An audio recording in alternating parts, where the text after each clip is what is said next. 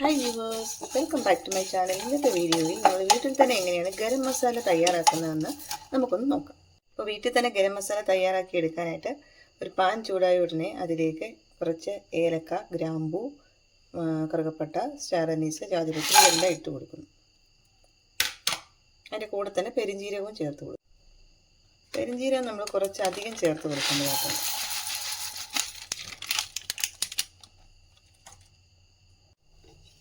ഇനി ഇതെല്ലാം കൂടി ഒന്ന് റോസ്റ്റ് ചെയ്ത്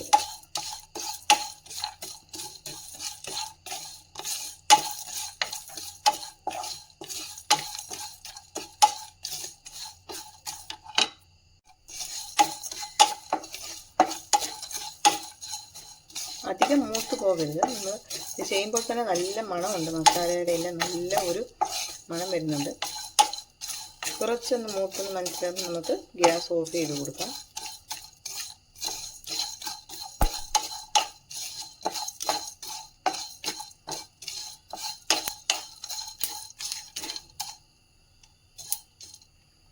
ജീരകം എല്ലാം പൊട്ടുന്ന സൗണ്ട് നമുക്ക് കേൾക്കാൻ പറ്റുന്നുണ്ട്.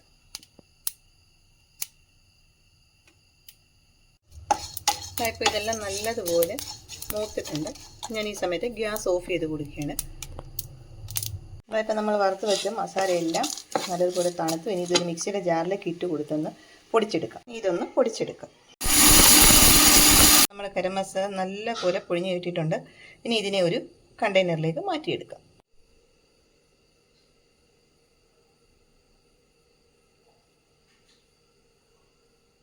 ഇപ്പോൾ ഞാൻ പൊടിച്ചെടുത്ത മസാല മുഴുവൻ ഒരു ഗ്ലാസ് ജാറിലേക്ക് ഇട്ട് കൊടുത്തു. ഉണങ്ങിയ ഗ്ലാസ് ജാറാണ്. ഇത് നമുക്ക് അടച്ച് നല്ലതുപോലെ സൂക്ഷിക്കാം. ആവശ്യത്തിന് എടുത്താൽ ഇത്രയേ ഉള്ളൂ ഇന്നത്തെ വീഡിയോ. എല്ലാവരും ഇങ്ങനെ ചെയ്ത് നോക്കാം. നമുക്ക് വീട്ടിൽ തന്നെ നല്ല ശുദ്ധമായ രീതിയിൽ ഗരം മസാല തയ്യാറാക്കി എടുക്കാവുന്നതാണ്.